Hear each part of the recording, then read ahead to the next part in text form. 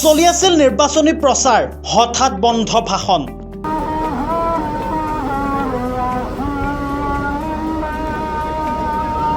কিয় হঠাৎ স্তব্ধ হৈ পৰিল ভাষণ?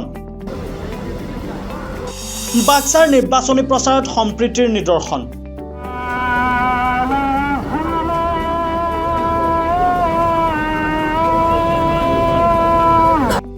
তৃতীয় পৰ্যায়ৰ নিৰ্বাচনৰ প্ৰাক্ষণত এতিয়া শাসক বিৰোধী উভয় পক্ষৰ মাজত নিৰ্বাচনী প্ৰচাৰ তুংগত উঠা পৰিলক্ষিত হৈছে।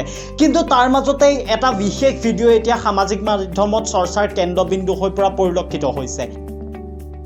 বাক্সাত নিৰ্বাচনী প্ৰচাৰ চলাবলৈ গৈছিল মন্ত্ৰী পীয়ুষ হাজৰিকা। মন্ত্ৰী পীয়ুষ হাজৰিকাই বাক্সাত নিৰ্বাচনী প্ৰচাৰ চলাবলৈ গৈ তেখেতে ভাষণ উত্থাপন কৰা পৰিলক্ষিত হৈছিল। কিন্তু হঠাৎ স্তব্ধ হৈ পৰিল মন্ত্ৰী পীয়ুষ হাজৰিকাৰ ভাষণ। হঠাৎ স্তব্ধ হৈ পৰিল মন্ত্ৰী পীয়ুষ হাজৰিকাৰ নিৰ্বাচনী সভা। কিন্তু কিয় স্তব্ধ হৈ পৰিল মন্ত্ৰী পীয়ুষ হাজৰিকাৰ নিৰ্বাচনী সভা? প্ৰথমে আপোনালোকক এটা বিশেষ ভিডিঅ' দেখাই ল'ব বিচাৰিছোঁ। এম্বিয়েন্সৰ সহায়ত সেই ভিডিঅ'টো এই মুহূৰ্তত আপোনালোকলৈ আগবঢ়াইছোঁ।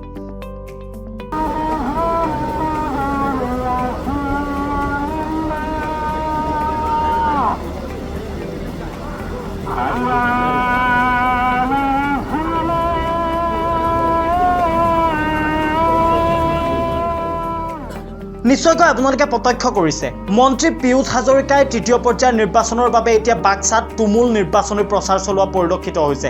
তাৰ মাজতেই হঠাৎ মছজিদৰ পৰা ভাহি আহিল আজানৰ শব্দ।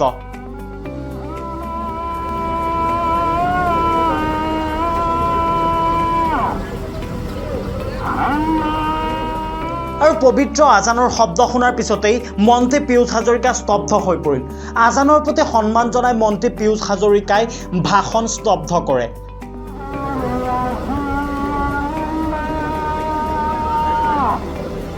অৱশেষত আজানৰ অন্ত পৰাৰ পিছত পুনৰবাৰ মন্ত্ৰী পীয়ুষ হাজৰিকাই নিজৰ ভাষণ আৰম্ভ কৰা পৰিলক্ষিত হয়। মন্ত্ৰী পীয়ুষ হাজৰিকাৰ এই ভিডিঅ' সামাজিক মাধ্যমত ভাইৰেল হৈ পৰাৰ পিছতেই এতিয়া সম্প্ৰীতিৰ এক অনন্য নিদৰ্শন দাঙি ধৰা বুলি বিভিন্নজনে মন্তব্য প্ৰকাশ কৰা পৰিলক্ষিত হৈছে। বিভিন্নজনে কৈছে এয়া সম্প্ৰীতিৰ অনন্য নিদৰ্শন। হিন্দু মুছলমান ভাই ভাই, আমি একেখন অসমৰেই অসমীয়া বুলিও বিভিন্নজনে মন্তব্য প্ৰকাশ কৰা পৰিলক্ষিত হৈছে। আপুনিও এই ভিডিঅ'টো চাই কেনে পালে কমেণ্ট যোগে আমাক জনাবলৈ নিশ্চয়কৈ নাপাহৰিব।